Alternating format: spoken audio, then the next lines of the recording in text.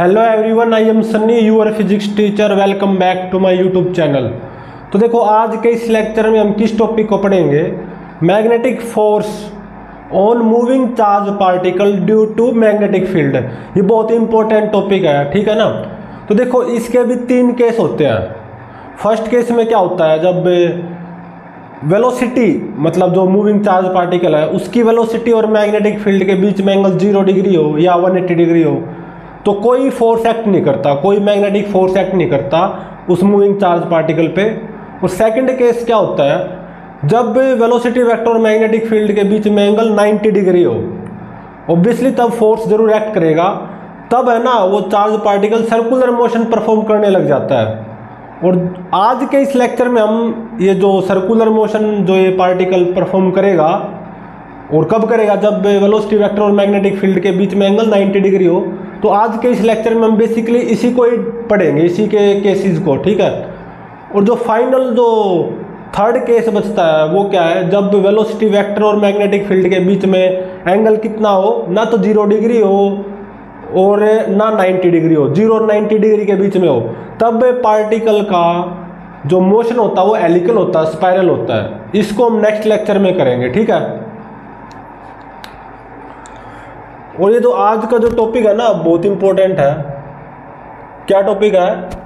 Magnetic force. Magnetic force बोल दो या फोर्स, क्योंकि मैग्नेटिक फोर्स क्यों बोल रहा हूं मैं इसको, क्योंकि ये मैग्नेटिक फील्ड की वजह से आएगा। Magnetic force on moving charge particle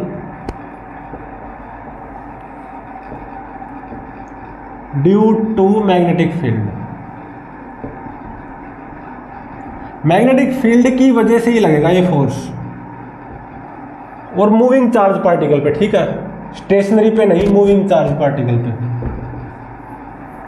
तो देखो, ये क्या कहता है, मान लो कहीं पे मैग्नेटिक फील्ड एग्जिस्ट कर रही है बी, और एक चार्ज पार्टिकल है, उसका चार्ज क्यू, इट में भी पॉजिटिव इट में भी नेगेटिव, और उस चार्ज पार्टिकल की वेलोसिटी है वी। तो इस मैग्नेटिक फील्ड की वजह से उस मूविंग चार्ज पार्टिकल पे एक फोर्स आता है जिसको मैग्नेटिक फोर्स बोलेंगे, और ये होता है क्यू इंटू में वी क्रॉस बी, ठीक है। इसको आप याद रखना, वेक्टर फॉर्म में क्यू इंटू में वी क्रॉस बी होता है, ठीक है। तो इसी में देखो 2 चीजें हैं। देखो, चार्ज पार्टिकल पॉजिटिव भी हो सकता है और नेगेटिव भी हो सकता है। फर्स्ट केस, जब चार्ज पार्टिकल पॉजिटिव हो, पॉजिटिव चार्ज पार्टिकल हो, मतलब क्यू, जैसे कि Q naught, where Q naught is something positive, तो फोर्स क्या बनेगा, magnetic force Q naught into में वी क्रॉस बी। क्यू की जगह क्यू नॉट पुट कर दो ना। तो देखो, मैग्नेटिक फोर्स की डायरेक्शन वी क्रॉस बी के अलोंग आएगी, cross product of V and B उसके अलोंग आएगी, ठीक है। क्यू नॉट तो पॉजिटिव है, तो मतलब magnetic force on positive charge particle किस डायरेक्शन के अलोंग आएगा, वी क्रॉस बी के अलोंग। तो डायरेक्शन क्या हो जाएगी मैग्नेटिक फोर्स की, अलोंग वी क्रॉस बी। और क्रॉस प्रोडक्ट की डायरेक्शन हमें निकालनी आती है, ठीक है ना, वेक्टर्स में पढ़ चुके हैं।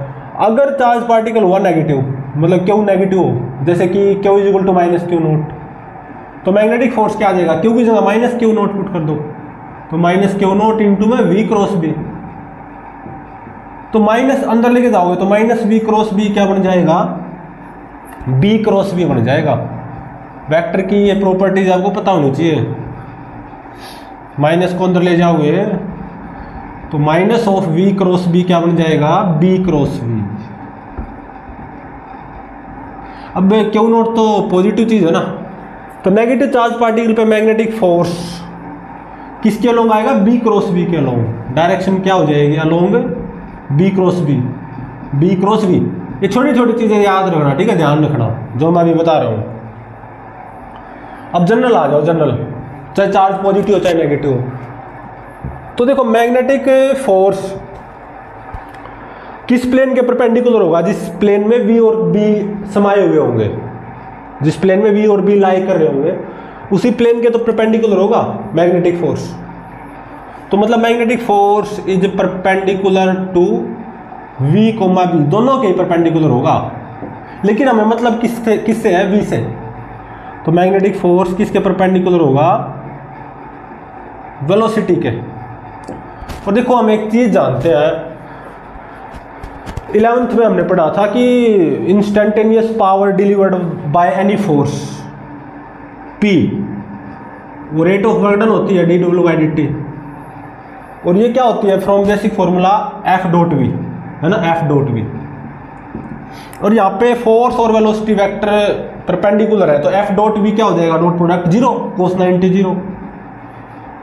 तो जो मैग्नेटिक फोर्स है ना, कोई भी पावर डिलीवर नहीं करता, मतलब work done by magnetic force हमेशा 0 रहेगा। Work done by magnetic force क्या रहेगा, 0। अब मान लो कोई चार्ज पार्टिकल है,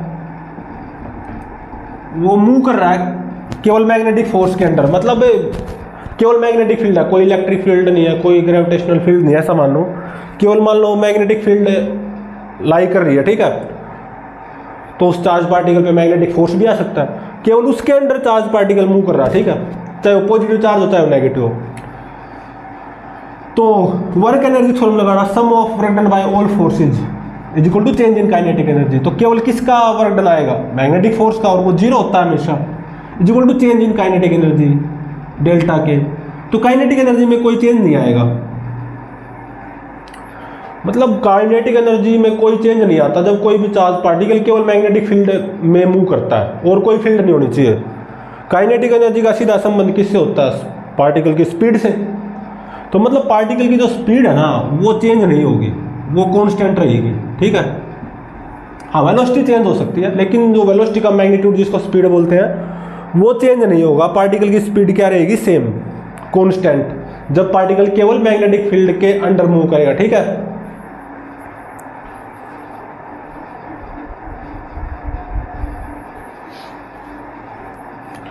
तो इन चीज़ों को ध्यान रखना। अब हम एक न्यूमेरिकल करेंगे, फिर उसके बाद में वेरियस केसेस को डील करेंगे।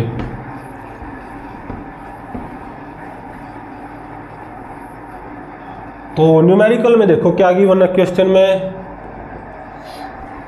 मान लो ये इनफाइनाइट वायर है,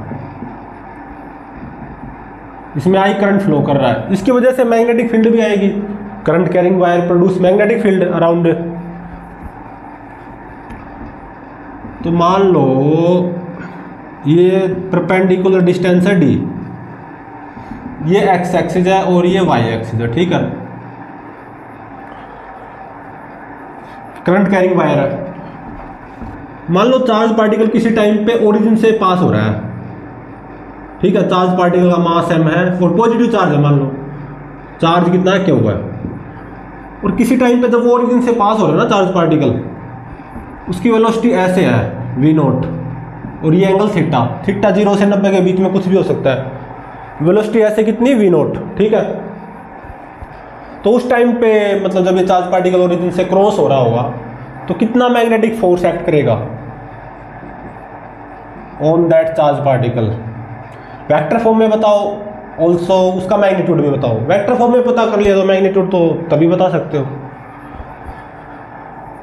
इसको सोल्व करते हैं। तो देखो पार्टिकल की वेलोसिटी को क्या लिखा जाएगा वेक्टर फॉर्म में, इसको दो कंपोनेंट में तोड़ दो ना। ये कंपोनेंट क्या आ जाएगा, v0 cos थीटा, और ये कंपोनेंट v0 sin थीटा। तो वेलोसिटी क्या आएगी, v0 cos theta I cap plus v0 sin theta J cap, सही है। मैग्नेटिक फील्ड क्या आएगी इस करंट कैरिंग वायर की वजह से, यहाँ पे पहली बात तो डाउनवर्ड आएगी, है ना। डाउनवर्ड मतलब यूनिट वेक्टर माइनस के कैप, इनफाइनाइट वायर है ना, और परपेंडिकुलर डिस्टेंस d, तो मैग्नीट्यूड कितना आएगा, म्यू0 I अपॉन में 2 पाई d, है ना। और v क्रॉस भी निकालना एक बार, क्योंकि फोर्स मैग्नेटिक फोर्स क्यों v क्रॉस भी है, v क्रॉस भी पता कर पाओगे तभी तो ये निकलेगा क्यों v क्रॉस भी, फिर क्यों से मल्टीप्लाई कर दोगे। तो v क्रॉस भी निकालना एक बार, आई कैप जे कैप के कैप। v में देखो v0 cos theta I cap और v0 sin theta J cap, और के कैप में है 0। d में देखो आई कैप में 0, जे कैप में 0 और के कैप में क्या है minus mu not I upon में 2 पाई डी, है ना। तो आई कैप में देखो क्या आएगा, देखो डिटर्मिनेंट सोल्व करना था ना, प्लस और यहाँ पे आई कैप। तो देखो क्या आएगा, इसको भूल जाओ और इसको भूल जाओ, ऐसा ही करते हैं। तो दिस इंटू में दिस माइनस दिस इंटू में दिस, 0 इंटू में 0 तो 0 हो जाएगा, केवल दिस इंटू में दिस बनेगा। तो मतलब कितना माइनस म्यू नोट आई अपॉन में 2 पाई डी इंटू में वी नोट साइन थीटा, है ना। इतना तो आई कैप में बनेगा और प्लस जे, सॉरी माइनस आ गया, माइनस आया ना माइनस, तो माइनस और ये यहाँ पे जे कैप। तो देखो इसको भूल जाओ और इसको भूल जाओ, ऐसा ही करते हैं, इसको भूल जाओ और इसको भूल जाओ। तो दिस इंटू में दिस तो समथिंग आएगा, माइनस 0 इंटू में 0 तो 0 रहेगा, ठीक है ना। तो minus mu naught I we naught cos theta minus mu naught I we naught cos theta by 2 pi D, है ना। इतना जे कैप आएगा और माइनस माइनस क्या हो गया प्लस। के कैप में क्या आएगा, देखो इसको भूल जाओ और इसको भूल जाओ, है ना। तो दिस इंटू में 0 0 और माइनस दिस इंटू में 0, ये भी 0। तो के कैप में तो कुछ आएगा नहीं। तो v क्रॉस b की जो वैल्यू है वो क्या आई, ये देखो क्या I, minus mu naught I we naught by में 2 pi d sine theta plus mu naught I we naught cos theta by 2 pi D, है ना, plus mu naught I we naught cos theta by 2 pi D. ये तो आई cap आएगा और ये यहाँ पे जे कैप, ठीक है।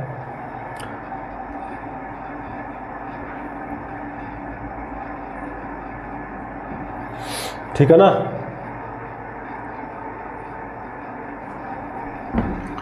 अब मैग्नेटिक फोर्स निकालना ना, v क्रॉस b तो निकल चुका है, तो Q इंटू में v cross b magnetic force हो जाएगा। तो Q, अब v क्रॉस b में देखो कुछ कॉमन आया हुआ होगा, mu naught I we naught by 2 pi D, है ना। Mu naught I we naught by 2 pi D ये कॉमन आया हुआ है, इसको कॉमन ले लो और कुछ नहीं है। तो minus sine theta I cap plus cos theta J cap. Vector form में तो ये आ गया भाई मैग्नेटिक फोर्स। अगर मैं वेक्टर फॉर्म में पूछा जाए तो आंसर ही हो जाएगा। अगर मैग्नेटिक फोर्स का मैग्नीट्यूड पूछा जाए तो q mu naught I we naught by 2 pi D. अब इसका मैग्नीट्यूड तो 1 आएगा ना, रूट आई कैप आएगा यहाँ पे, root of sine square theta plus cos square theta, वो तो 1 हो जाएगा क्योंकि sine square theta plus cos square theta क्या होगा 1। तो मैग्नीट्यूड अगर केवल पूछा जाए मैग्नेटिक फोर्स का तो वो ये हो जाएगा, ठीक है। तो ये आंसर हो जाएगा। तो इस तरीके से आप कोई भी न्यूमेरिकल सॉल्व कर सकते हो। जिस टाइम पे जहाँ से पार्टिकल पास हो रहा है ना वो वेलोसिटी पता चल जाए वेक्टर फॉर्म में, जैसे कि ये पता चल गई थी, और उस जगह पे नेट मैग्नेटिक फील्ड पता चल जाए, ठीक है।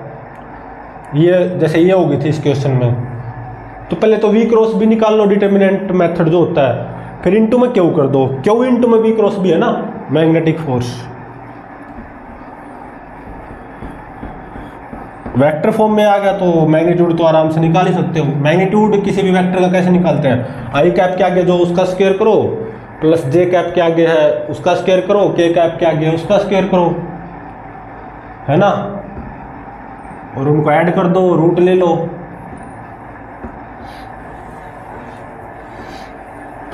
तो अब इसके वेरियस केसेस पढ़ते हैं अब हम, ठीक है। तो इसका फर्स्ट केस देखो क्या बनता है, जब वेलोसिटी वेक्टर और मैग्नेटिक फील्ड के बीच में एंगल कितना हो, 0 डिग्री हो, angle between velocity and magnetic field कितना हो, 0 डिग्री। मतलब मान लो कोई चार्ज पार्टिकल है, मास m चार्ज क्यू, वो ऐसे v वेलोसिटी से चल रहा था स्ट्रेट लाइन। तो हमने क्या किया, ऐसे मैग्नेटिक फील्ड स्विच ऑन कर दी, उसकी डायरेक्शन ऑफ मोशन के अलोंग। तो देखो मैग्नेटिक फोर्स तो क्यू इंटू में v क्रॉस बी होता है ना। तो इस केस में v क्रॉस बी कितना आ जाएगा, 0, क्योंकि एंगल 0 है ना वेलोसिटी और मैग्नेटिक फील्ड के बीच में, तो साइन 0 0 होता है। तो v क्रॉस बी कितना आ जाएगा, 0। तो मैग्नेटिक फोर्स भी कितना आ जाएगा, 0 आ जाएगा, है ना। तो चार्ज पार्टिकल ऐसे ही चलता रहेगा स्ट्रेट लाइन पाथ, मतलब मैग्नेटिक फील्ड का चार्ज पार्टिकल के ऊपर कोई फर्क नहीं पड़ा, ये straight line path v velocity से ही चलता रहेगा, ठीक है, क्योंकि मैग्नेटिक फोर्स क्या आया, 0। अब इसी का ही सब केस कह लो, कुछ कह लो, जब angle between velocity and magnetic field वो कितना हो, 180 डिग्री हो।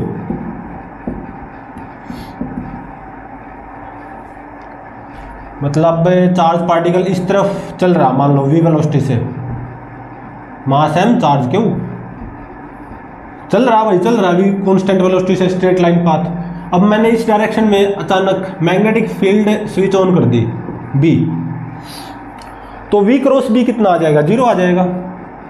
v और b के बीच में एंगल 180, v ऐसे b ऐसे, तो साइन 180 0 होता है, तो v क्रॉस b कितना आ जाएगा, 0। तो मैग्नेटिक फोर्स वो भी 0 आएगा। तो इसका मतलब यहाँ पे भी पार्टिकल इस डायरेक्शन में straight line v constant velocity से ही चलता रहेगा। मतलब जब मैग्नेटिक फील्ड और वेलोसिटी में एंगल चाहे तो 0 डिग्री हो या 180 डिग्री हो, पार्टिकल के पाथ के ऊपर कोई असर नहीं पड़ेगा, वो स्ट्रेट लाइन ही चलता रहेगा। Keep moving on straight line path, है ना, दोनों ही केस में। इस केस में ऐसे स्ट्रेट लाइन पाथ पे चलता रहेगा, इस केस में ऐसे straight line path. No effect of magnetic field on motion of charge particle, that charge particle remains moving on straight line, जैसे कि पहले चल रहा था मैग्नेटिक फील्ड स्विच ऑन करने से पहले। Keep moving on straight line path, ठीक है।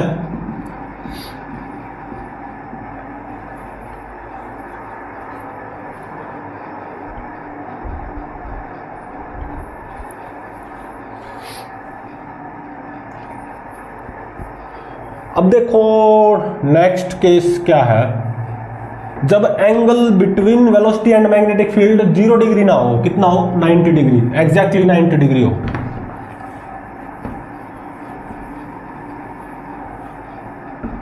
एग्जैक्टली कितना हो, 90 डिग्री, ठीक है। Case number 2। तो देखो मान लो भाई एक चार्ज पार्टिकल है, पॉजिटिव चार्ज पार्टिकल, मास m चार्ज क्यू, ठीक है, वो ऐसे चला जा रहा था,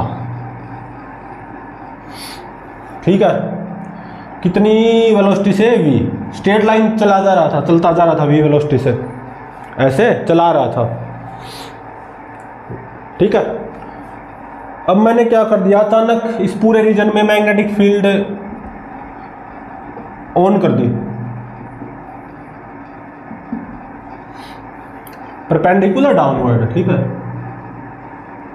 इस व्हाइट बोर्ड के प्लेन के परपेंडिकुलर और डाउनवर्ड स्विच ऑन कर दी।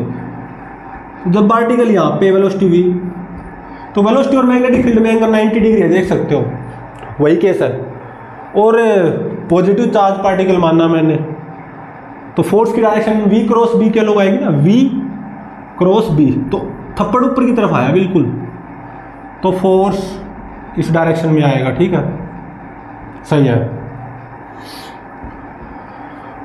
और फोर्स का मैग्नीट्यूड कितना आएगा, q we B sine theta, और साइन 91, तो कितना आएगा, क्यू वी बी,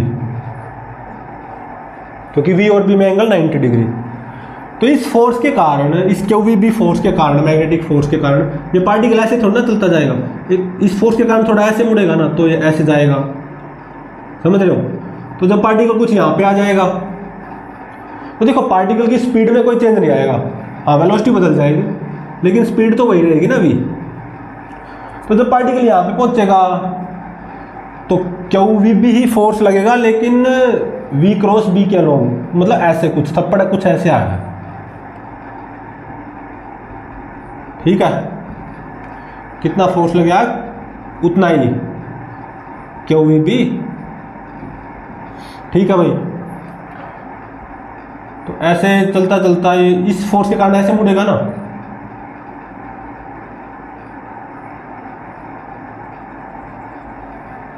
तो कुल मिला के है ना particle uniform circular motion perform करेगा यहां पे।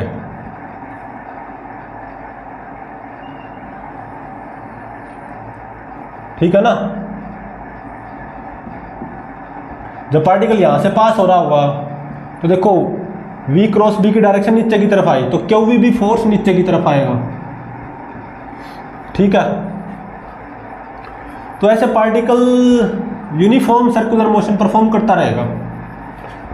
और यूनिफॉर्म सर्कुलर मोशन के लिए जो नेसेसरी रिक्वायर्ड सेंट्रीपिटल फोर्स होता है वो कौन प्रोवाइड करवाएगा, मैग्नेटिक फोर्स QVB। और मान लो कितनी रेडियस का यूनिफॉर्म सर्कुलर मोशन परफॉर्म करेगा, ये r रेडियस का, ये सेंटर होगा, ठीक है, सर्कल का। तो QVB जो सेंट्रीपिटल, ये जो QVB मैग्नेटिक फोर्स है ना, ये necessary required centripetal force provide करवाएगा जो कि mv²/r होता है। तो यहां से आ गया r mv/QV। स्पीड तो चेंज होनी नहीं पार्टिकल की, क्योंकि मैग्नेटिक फोर्स का वर्क डन हमेशा 0 रहता है, ठीक है। तो पार्टिकल का लीनियर मोमेंटम का जो मैग्नीट्यूड है ना वो भी चेंज नहीं होगा, P = mv, ठीक है। और काइनेटिक एनर्जी और लीनियर मोमेंटम में ये रिलेशन भी होता है p²/2m। तो P कितना आ गया, √2m के। तो रेडियस mv/QB लिख सकते हो या √2m के QB भी लिख सकते हो। एक और फॉर्म है, 1 2 3 फॉर्म है, तीनों को याद रखना है। जो थर्ड फॉर्म है वो देखो क्या,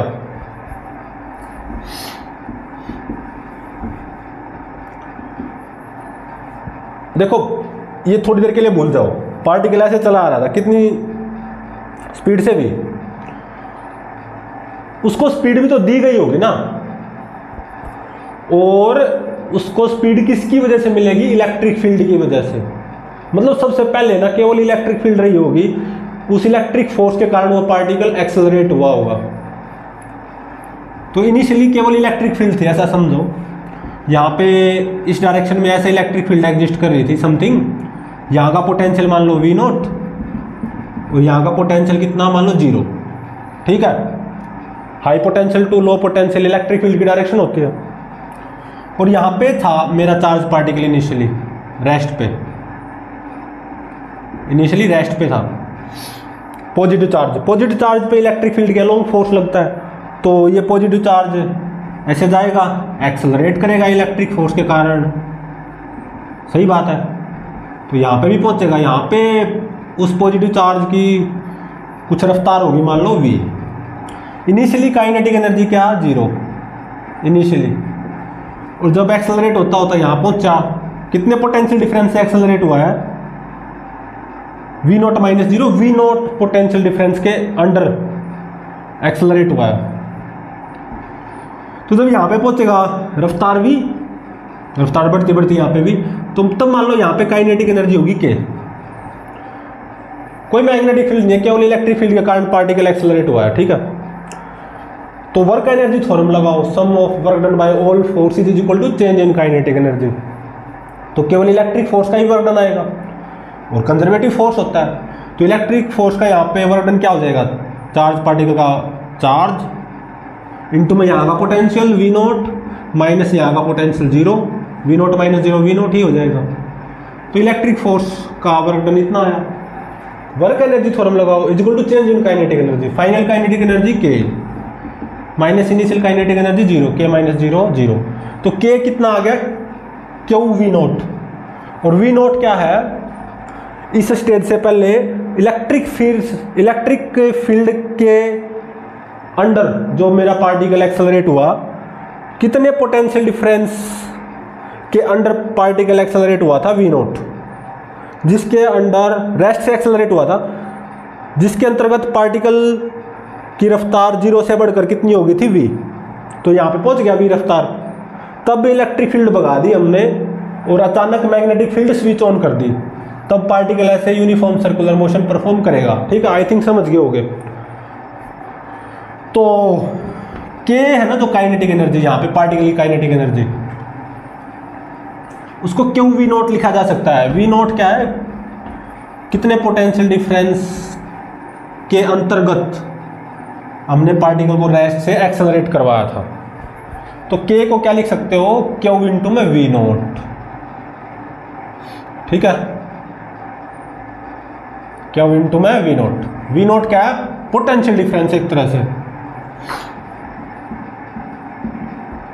जब कोई मैग्नेटिक फील्ड नहीं थी, पार्टिकल आराम से रेस्ट पे पड़ा हुआ था, ऐसे इलेक्ट्रिक फील्ड अप्लाई की, पार्टिकल एक्सेलरेट हुआ, वी नॉट पोटेंशियल डिफरेंस के अंडर एक्सेलरेट हो गया। तब एक्सेलरेट होने के बाद में यहाँ पे पार्टिकल की रफ्तार v होगी और काइनेटिक एनर्जी k होगी। तो उस k को क्या लिखा जाएगा, क्यू इंटू में वी नॉट। ठीक है, तब इलेक्ट्रिक फील्ड को भगा दिया और अचानक ऐसे मैग्नेटिक फील्ड को स्विच ऑन कर दिया, यूनिफॉर्म मैग्नेटिक फील्ड। तब पार्टिकल ऐसे यूनिफॉर्म सर्कुलर मोशन परफॉर्म करने लग जाएगा। तो यहाँ पे आप 2m k की जगह क्यू वी नॉट भी लिख सकते हो। ठीक है, बाय में क्यू भी। तो ये जो 3 फॉर्म है ना, इनको याद रखना। ठीक है,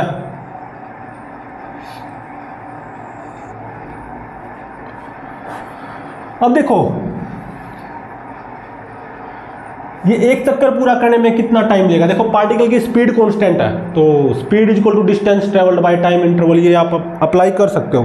मान लो कैपिटल T होगा कि भाई एक चक्कर पूरा करने में कितना टाइम लेगा, वो निकालना है। तो स्पीड डिस्टेंस बाय टाइम, तो टाइम कितना आएगा, डिस्टेंस बाय स्पीड। तो यहां से यहां पार्टिकल कितना चला, 2 पाई आर, और बाय में स्पीड क्या है, v। आर की जगह क्या पुट कर दो, M we by q B, है ना, M we by q B, v से v कैंसल, तो कितना आ गया 2 pi M by q B. इसको भी याद रखना। ठीक है, जुबान पे होना चाहिए आपकी। तो देखो time taken to complete 1 revolution, वो पार्टिकल की स्पीड पे डिपेंड नहीं कर रहा, स्पीड चाहे कुछ भी हो, डिपेंड किसके ऊपर कर रहा है, मास टू चार्ज रेशियो और मैग्नेटिक फील्ड।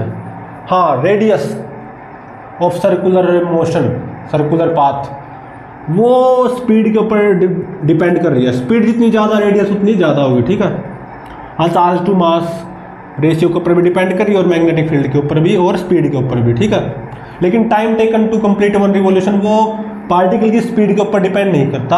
हाँ, सर्कल कितना बड़ा होगा वो स्पीड के ऊपर डिपेंड करता है। स्पीड जितनी ज़्यादा पार्टिकल की, सर्कल का रेडियस उतना ही बड़ा होगा। ठीक है, तो ये फॉर्मूले ना, ये याद रखना आप। एक तो ये T is equal to 2 pi M by q B और एक R is equal to M we by q b. इन दोनों को भी याद कर सको तो कर लेना। ठीक है, अब देखो इसमें भी है ना, इसमें भी सब केसेस आएंगे। ठीक है ना, जब मतलब वेलोसिटी और मैग्नेटिक फील्ड के बीच में एंगल 90 डिग्री हो। एक तो केस ये है, इसके आगे भी सब केसेस आएंगे, सब केसेस, उन्हीं को पढ़ेंगे अब हम।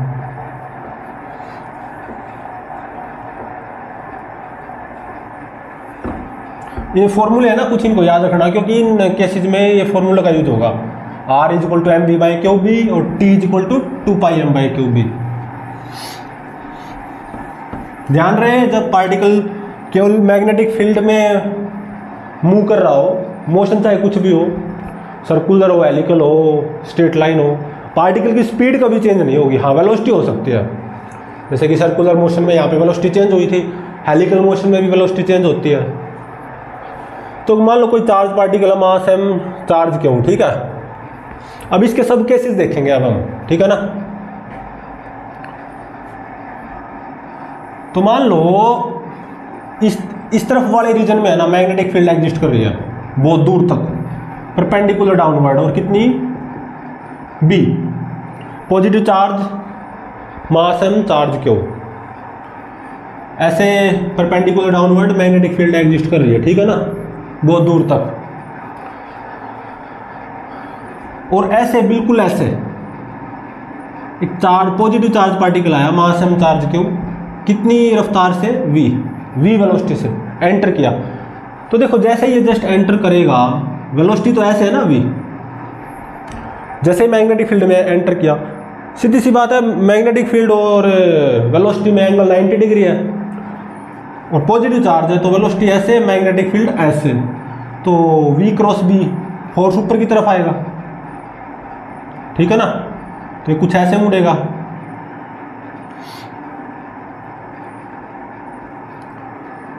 जब यहां पे होगा तो वेलोसिटी ऐसे भी होगी, यहां पे वेलोसिटी ऐसे भी, ठीक है। और ये होगा centre of this semi circle, तो पार्टिकल कुछ ऐसे जाएगा यूं, फिर पार्टिकल यहां से ऐसे निकल जाएगा v रफ्तार से ही। यहां पे तो मैग्नेटिक फील्ड नहीं है ना, तो पार्टिकल ने कैसा पाथ लिया यहां पे, सेमी सर्कल, सेमी सर्कल, ठीक है। और ये क्या होगी, रेडियस, क्या, radius, centre of the circle. Particle ने पूरा सर्कल नहीं किया, आधा सर्कल किया है, ऐसे मैग्नेटिक फील्ड में एंटर किया, आधा सर्कल पूरा किया, फिर ऐसे निकल लिया।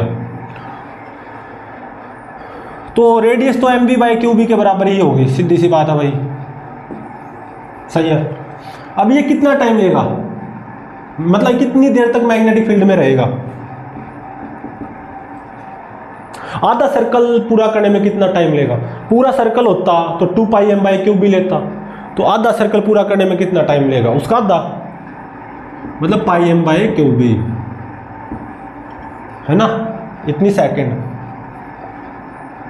और कितने एंगल से डेविएट हुआ है ये, ऐसे गया था ऐसे वापस आ गया, तो डेविएशन कितना है, पाई रेडियन, कितना, पाई रेडियन, है ना, या 180 डिग्री। अब देखो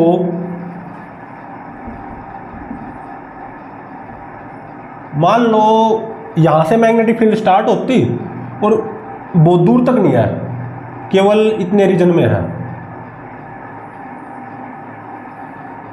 इतने रीजन में है मैग्नेटिक फील्ड, ये डी है, डी विड्थ तक ही है मैग्नेटिक फील्ड, ठीक है, परपेंडिकुलर डाउनवर्ड। नेक्स्ट सब केस है, तो क्या कुछ फर्क थोड़ी ना पड़ेगा,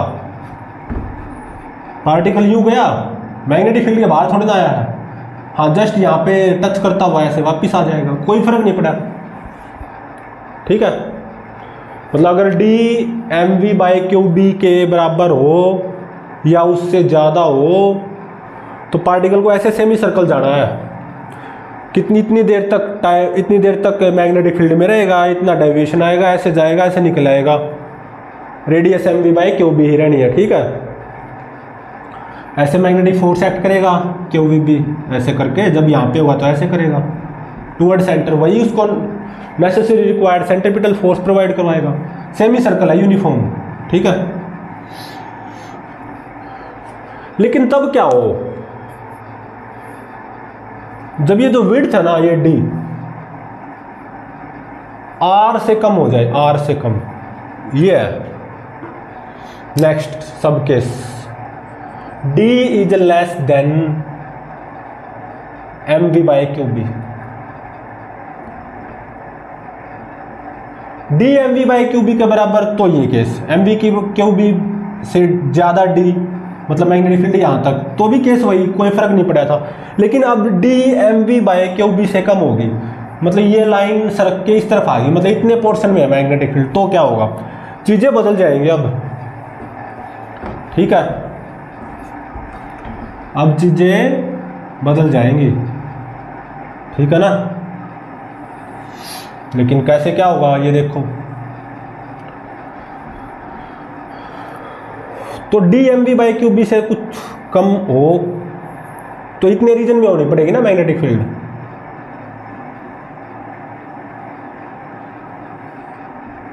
ठीक है ना।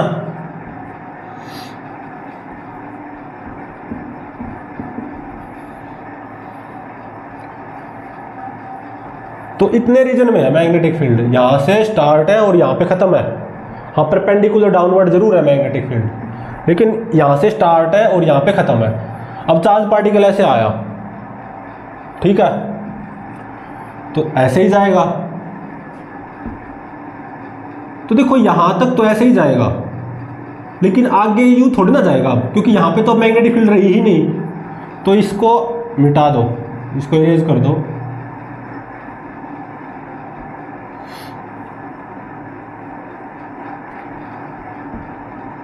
अब पार्शियल सर्कल करेगा, ठीक है, आधा सर्कल भी नहीं, आधे से कम।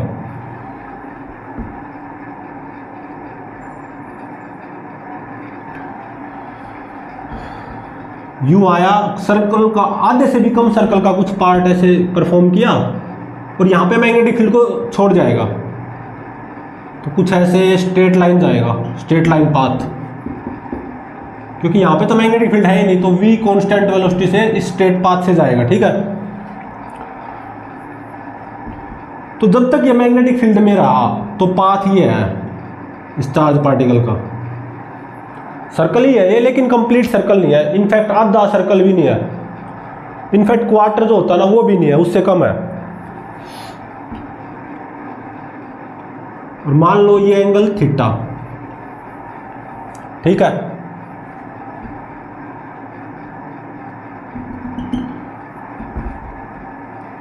सेंटर तो यही रहेगा इस पार्शियल सर्कल का, ठीक है ना। अब ये थीटा पता लगाओ एक तरह से, कितने एंगल पे निकलेगा ये मैग्नेटिक फील्ड के बाहर, और कितने टाइम तक ये मैग्नेटिक फील्ड के अंदर रहेगा ये भी पता लगाओ, ठीक है ना। तो अब देखो ये कैसे करें इसको। ये एंगल थीटा, तो ये भी कितना होगा थीटा, सीधी सी बात है। तो ये 90 माइनस थीटा, तो ये क्या बनेगा थीटा, और ये रेडियस है, और ये क्या है डी है, क्या है ये D, width of magnetic field, मतलब जितनी विड्थ में मैग्नेटिक फील्ड है। तो यहां से साइन थीटा क्या आ जाएगा, परपेंडिकुलर बाय माई हिपोटेन्यूज, ठीक है ना। तो डी बाय में आर, सही है। और R M B by q भी रहेगा, केस तो वही है ना, वेलोसिटी और मैग्नेटिक फील्ड में एंगल 90 डिग्री। तो क्यू वी भी इसको necessary required centripetal force provide करवाएगा, चाहे पार्टिकल यहाँ पे हो, ऐसे क्यू वी भी आएगा toward centre. Q we b को m v square by r put करोगे तो r M B by q b ही तो आएगा। तो आर को क्या पुट कर दो, एम वी बाय में क्यू बी, ठीक है। तो थीटा कितना आ गया, sine inverse d q b by में एम बी।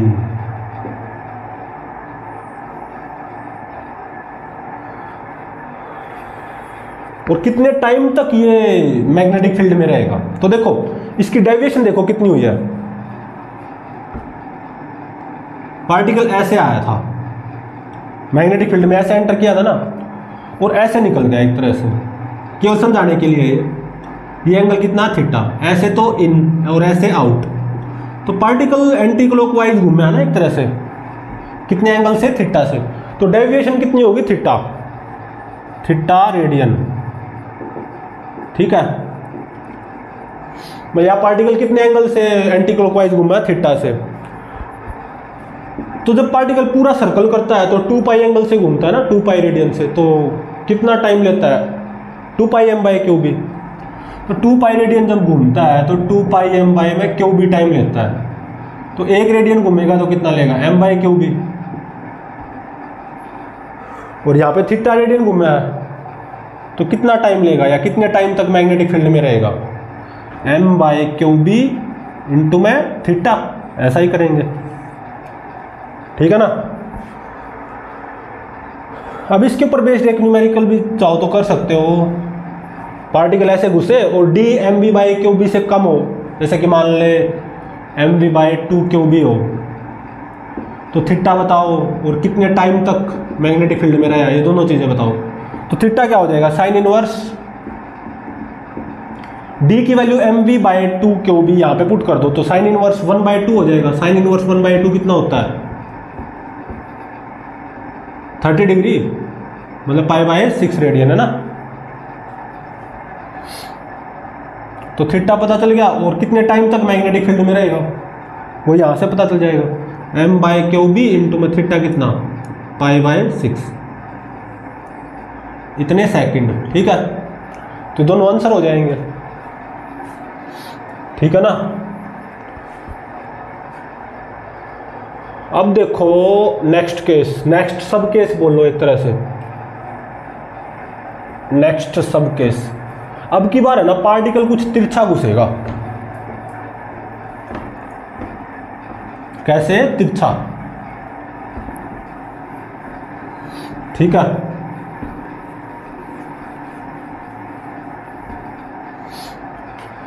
तो देखो यहां से मैग्नेटिक फील्ड स्टार्ट है और उस तरफ बहुत दूर तक है, और परपेंडिकुलर डाउनवर्ड है, ये भी है।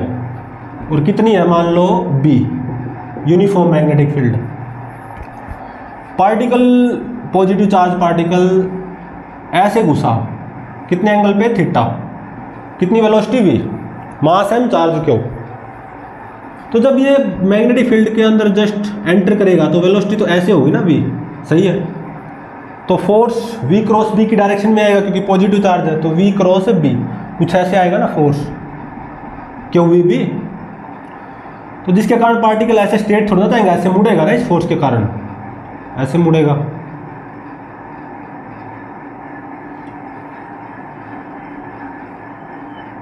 और ऐसे निकलेगा यूं, ठीक है। ये सेंटर ऑफ द सर्कल हो जाएगा। तो यहां पे पार्टिकल ने आधे से ज्यादा सर्कल कंप्लीट किया है और पूरे से कम। स्पीड में कोई चेंज आता नहीं है, तो v से ही निकल जाएगा। यहाँ पे भी रफ्तार v होगी, रफ्तार v भी, हाँ वेलोसिटी जरूर चेंज होगी। ये रेडियस हो जाएगी भाई, ये सेंटर रेडियस, रेडियस तो mv/qb ही आएगी ना।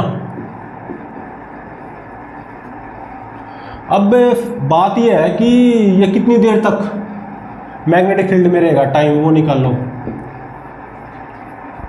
अब एक चीज देखो, ये एंगल थीटा, तो ये कितना होगा? 90 माइनस थीटा।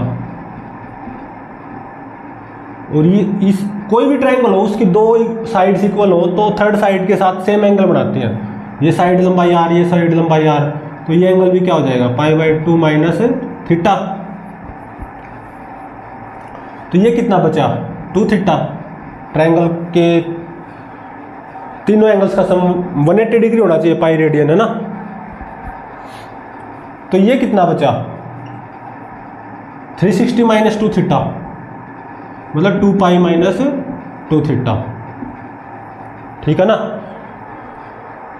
तो एक तरह से एक चीज देखो, अगर समझ पाओ, केवल समझाने के लिए है, पार्टिकल ऐसे घुसा था, कितने एंगल पे? थीटा, और ऐसे निकला है कुछ ऐसे, और पार्टिकल यूं गया है, पार्टिकल एंटी क्लॉकवाइज घुमा है। तो पार्टिकल की डेविएशन तो ये एंगल होगा ना एंटी क्लॉकवाइज, ये एंगल थीटा, तो ये भी क्या होगा? थीटा। ये π/2 माइनस थीटा, तो इसको क्या होना पड़ेगा? थीटा होना पड़ेगा। तो मतलब ये एंगल भी क्या आ जाएगा? थीटा। तो कितने एंगल से पार्टिकल एंटी क्लॉकवाइज सेंस में डेविएट हुआ है? 2 पाई माइनस 2 थीटा। ये एंगल 2 पाई माइनस 2 थीटा ही हो जाएगा। तो डेविएशन कितनी आ गई? 2 पाई माइनस 2 थीटा रेडियन, ठीक है। अब कितनी देर तक पार्टिकल मैग्नेटिक फील्ड में रहेगा? तो देखो, जब एक रेडियन पार्टिकल घूमता है ना तो इतनी देर, इतना टाइम लेता है। तो यहाँ पे कितने एंगल से घूमा पार्टिकल? 2 pi minus 2 theta. तो कितना टाइम लेगा पार्टिकल, मतलब यहाँ से यहाँ तक जाने में, मतलब कितनी देर तक पार्टिकल मैग्नेटिक फील्ड में रहेगा?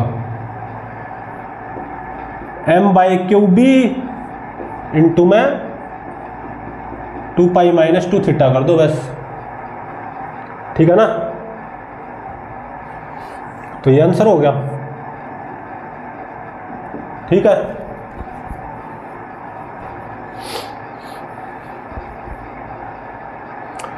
तो मान लो इस पे एक न्यूमेरिकल बनाना हो, या न्यूमेरिकल बनने को कैसा बन सकता है, देखो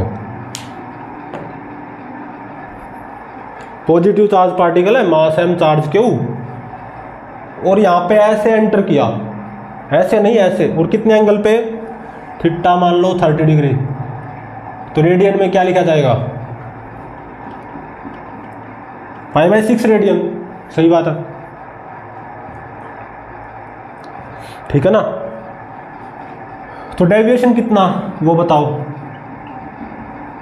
सबसे पहले ये पूछे 30 डिग्री एंगल, तो कितना, ऐसे पार्टिकल ऐसे जाएगा तो कितने एंगल से डेविएट हुआ, 2π - 2 थीटा कर दो बस, 2π - 2 थीटा कितना, π/6, तो 2 तिया 6, तो डेविएशन कितना आ गया, 3 दूनी 6 में से गया 5, 5π/3, इतना रेडियन डेविएशन, और वो भी एंटी क्लॉकवाइज, ठीक है ना।